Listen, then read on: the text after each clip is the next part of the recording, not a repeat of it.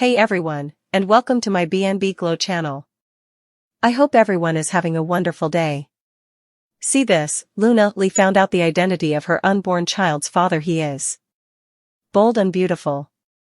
See this, Luna, the air in the forest or penthouse seems to change density, as if the words themselves have gravity and everyone in the orbit of their lives is suddenly pulled toward a scandal that will not be ignored. Luna, who has been Lee's anchor, her confidant, the one who knows how to steady her when the world tilts, crosses the room with the quick, panicked gait of a woman who knows the tone that comes before bad news, and when Lee pushes the phone toward her, the screen lit with a message and images she could not have imagined in her worst hours. The room closes around them like the hush before an onstage thunderclap because the revelation is not a petty affair or a whispered mistake. It names the father of Lee's unborn child, and the name itself detonates in ways that rearrange loyalties, histories, and futures. It is a name that sits at the intersection of families who have not merely feuded but built entire empires around their reputations and their rivalries, and as Luna reads the message, a string of photographs, a hospital bracelet, a corrupted lab report, a first-person confession sent in a drunken, reckless moment, her hand goes cold and she looks up at Lee with a look that says without words this will change everything, because the father is not a stranger but someone whose presence will ripple through every Sunday breakfast, every boardroom meeting, every whispered conversation at Il Giardino and in the hallways of Forrester Creations.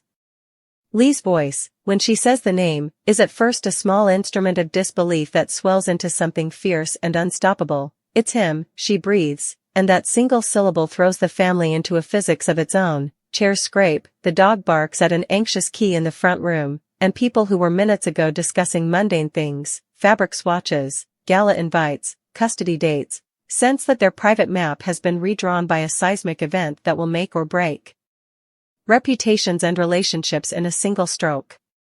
The father's identity, choose whichever character your imagination sets there, because the drama works whether it's a man from the Forrester side or an interloper from the Spencer orbit, generates a chain reaction. One person gasps and covers her mouth with both hands, another flinches like a man who has been accused by the holy light of family judgment, and the ones who always keep their faces like masks begin already to recalculate alliances. Lee, who has always been measured, who wore her recent apprehension with quiet dignity, suddenly loses the practiced calm and begins to tremble, not from fear of being judged alone but from the recognition that this secret, revealed now, will be wielded like a blade by some and like a shield by others, and in soap world logic secrets are never just private affairs, they're currency, leverage, and combustible material for the kind of explosive fighting that makes headlines and splits families. The first eruption is intimate and volcanic, a phone call from a mother who hears the truth through a mutual friend and storms into the Forrester apartment as if to prevent a future mistake from being born into the world. She demands names and explanations with the righteousness of one who believes motherhood should be a pure domain free of messy entanglements. But the conversation collapses into accusations and recriminations because every person in this web of relationships keeps a ledger of old hurts and perceived slights, and the newly revealed paternity reads like a line item in a lifetime of offenses. Someone, perhaps an estranged sister who has never forgiven a public slight, throws the first epithet, and that single word lands and shatters the polite veneer of civility, unleashing a fray in which everyone's worst suspicions sharpen into weapons. Within hours, the house is a battlefield of words. The father's supporters insist on context and nuance, demanding that Lee explain how and why, asserting that she must be given benefit of the doubt, while the father's opponents brandish the revelation as proof of unsuitability, of betrayal, of moral failure. Camp lines form quickly, not always rationally, because when families have been interlaced for decades, they have accumulated loyalties like barnacles, and a scandal like this dislodges them in noisy flurries. The fighting is not merely the shout and slam variety, it is surgical in places, where years of whispered grievances and calculated slights are suddenly granted permission to become public weapons, accusations about neglected obligations, claims about who abandoned whom in a time of need, reminders of debts unpaid and promises broken, and each claim opens an old wound and invites a retort that is always more than it appears, because in the heat of this moment people reach for the histories that underpin their rage and fling them like torches into the crowd. When the father himself learns that the secret has been exposed, when an aide, or a tabloid reporter, or an enraged relative shows him the photographic evidence or the scanned document, his reaction is a study in offense and defense. He storms into the situation with the kind of fury that has the unique texture of entitlement, as if his life had been arranged with invisible rules and someone has broken them without consulting him, and his first words are a missile of outrage, "How dare you?" which functions both as condemnation and a plea. He demands explanation, not because he suspects malice, but because the revelation threatens to eclipse his carefully maintained public persona. The explosive fighting that follows is theatrical and intimate at once.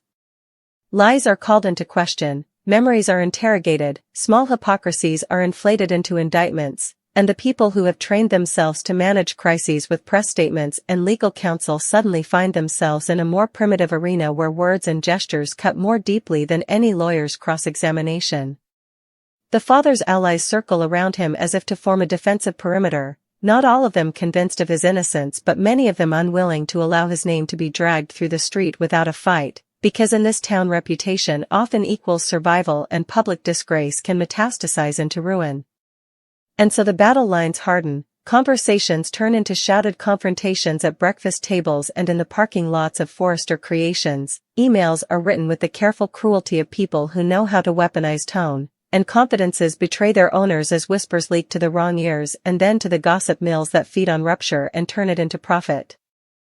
The exploded fighting that the user craves, the drawn-out, communal conflict that leaves characters reeling, unfolds across multiple fronts: private, professional, and public. In private, families split into factions, old wounds open anew, lovers and ex-lovers are dragged into the fray as each side searches for corroboration and support. In professional spheres, corporate loyalties are tested, board members take secret counsel about whether the scandal will damage the company's image or provide a way to consolidate power, because Forrester Creations, or whichever dynasty anchors your imagined narrative, is not merely a place of fabrics and fashion but an institution whose stability depends on the optics of honor and trust, and the revelation of infidelity or misaligned parentage can generate shareholder panic and PR nightmares. Thus, executive suites become arenas of strategy, with lawyers crafting statements that simulcast humanity and blame while agents leak selective facts to friendly outlets to shape the narrative in ways that benefit their clients. Outside, in the world of tabloids and Instagram feeds, the scandal blooms like an invasive flower. Paparazzi stake out entrances, influencers tag the unfortunate protagonists in humiliating memes, and 1,000 hot takes are published before the parties involved have finished dressing for the day. The public spectacle inflames private pain, social media commentary becomes both fuel and mirror, a proliferating archive of accusation and rumor that the characters must now contend with, often to their detriment, because in modern-day soap logic the court of public opinion is as consequential as any legal docket.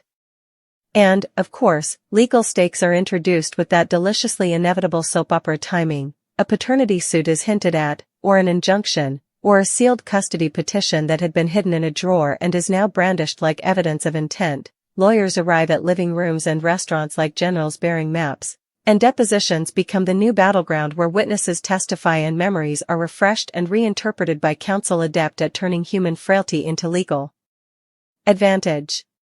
The exploded fighting morphs into a legal war whose language is procedural and dry on the surface but devastating in effect: subpoenas for emails, court-ordered DNA testing, sworn statements that force people to choose between family loyalty and legal truth. The courtroom scenes, when they come, are explosions of observation. A judge's gavel barely contains the emotion in the room, but outside, people gather to watch through glass and cameras point in, recording the faces that families try to keep private. The father, once a figure of power and control, finds himself subject to forensic scrutiny. Lee must prepare for the kind of cross-examination that would make the boldest shrink blanch, and friends who have been faithful discover that in a public forum their private testimony becomes currency that can be traded and misread. The legal mechanism, while ostensibly about determining biological facts, becomes a proxy for the deeper question the characters must face: who will they be to each other after the truth is out? Forgiven? Exiled? Reborn? The answers are not immediate, and the process itself becomes another knife in the back of relationships that were already tense. The emotional landscape is as violent as any physical brawl. Lee, whose pregnancy had been a fragile secret treasured and defended, now becomes the axis around which moral judgments revolve. She is praised for her supposed courage by some and scorned for perceived impropriety by others, and every comment weighs on her like a stone. Her body, once the private sanctuary of the child growing inside, becomes public property in the moral imagination of the community. People project their anxieties onto her bump, interpret her expression as confession, claim their own right to her narrative. The psychological fighting she endures is relentless: sleepless nights, nightmares in which she is a lab specimen under fluorescent lights, waking moments of shame, flashes of anger at those who have judged without knowing, and an intense loneliness that is only compounded by the fact that the people she wants nearest sometimes turn away to survey the damage. Luna, who hears it all and holds Lee through the worst of it, becomes both an advocate and a confidant forced to keep secrets that will not stay secret. Their friendship is tested by the strain of protecting someone whose choices have been reframed by scandal, and even the strongest bond warps under the pressure of public scrutiny. Romantic relationships around them tear and fray. Lovers who were once tender begin to distance themselves, not always out of malice but because the scandal creates uncomfortable questions about future stability, inheritance, and public perception. Friends pick sides, not always because they've done the moral calculus but because the social currency of being on the winning team has long-term benefits, and in soap world the social costs are always personal. There are scenes where couples stand in kitchens and whisper accusations they would never voice in daylight. There are midnight conversations where apologies are offered that sound like deals, bartered for loyalty, and there are acts of brave defiance, someone choosing to stand by Lee publicly, to face cameras and say that human lives are complicated and deserve compassion, which in turn invite counterattacks from those who prefer scandal to nuance because scandal is simpler to monetize. The exploded fighting, then, is not a single moment but a protracted siege. Small betrayals accumulate into avalanche-sized destruction, and every attempt at repair is either co-opted into the war or filtered through a lens of cynicism. Amid all this, the child, although unborn, becomes a person around whom loyalties and rivalries crystallize. Portraits of the baby's future are sketched and then burned. Grandparents argue over naming rights, over whether the infant should be shielded from the public eye or thrust into the spotlight as a legitimate heir to family prestige, and each faction imagines the child as proof of its own narrative, innocence for some, a weapon for others. The debates are petty at times and piercing at others. Who would best raise the child, who would shield it from scandal, who would ensure it inherits both the privilege and the caution that comes with family name. The child's prospective life is fought over before it is lived, and this prospect raises ethical questions that the characters must live with. Is it fair to make a baby a battleground? Do adults have the right to use children as pawns in a dispute that began with adult failings? These questions, asked quietly by sympathetic characters, sometimes get drowned out by the louder ones about betrayal and revenge, but they linger and gnaw at the more humane players in the narrative, providing an undercurrent of moral reflection that complicates the otherwise sensationalist fighting. And then, like all great soap sagas that enjoy the slow burn of melodrama, alliances shift unpredictably, giving the conflict fresh life. Old enemies find mutual cause when a third party, a corporate predator or a vindictive relative, attempts to use the scandal for its own gain, and in those unexpected reconciliations there is the complex humanity that reminds viewers that people are not monoliths of virtue or villainy. They are actors with motivations that range from love to fear to self-preservation. The father's own story, when finally told fully, is complicated. He may be guilty of a moral failing, or he may be a victim of manipulation himself, or he may be a man who misreads signals in a way that has devastating consequences. Whatever the truth, the writers give him moments of vulnerability that humanize him for some viewers and make him infuriating to others. And this ambiguity fuels the fighting because it refuses to be resolved into a simple moral tale. Those who love nuance begin to argue for a reconciliation built on therapy and time. Those who prefer dramatic judgment demand immediate retribution. And because soap plots require motion, legal battles convert into custody hearings, which convert into corporate coups, which convert into impassioned declarations at family dinners. Each episode of fighting morphs into the next as if the characters are trapped in a centripetal force that feeds on strife. Throughout all this, the language of the fighting is a blend of old-fashioned melodrama and modern panic. 1 minute characters speak in Shakespearean accusation: "How could you betray us?" And the next they are composing viral Instagram posts to defend their names. The writers use every tool at their disposal to escalate, clandestine recordings surface, nights of drunken confession are replayed with selective editing, and the press frames narratives to maximize clicks and deepen wounds.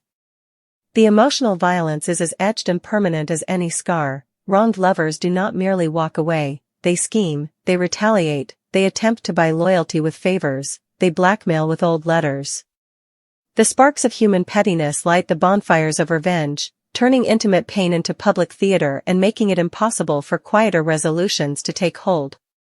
Yet, in the slow arc of serialized drama, there are moments of tenderness that break through, fragile and luminous, a sibling who takes Lee to the hospital and forgets the scandal for the humane act of holding her hand during a sonogram, a father who, despite public outrage, sits at Lee's bedside during a fevered night and reads aloud nonsense poems to calm both mother and unborn child. Small acts of grace that complicate the audience's judgments and remind everyone that people can be both flawed and capable of profound goodness.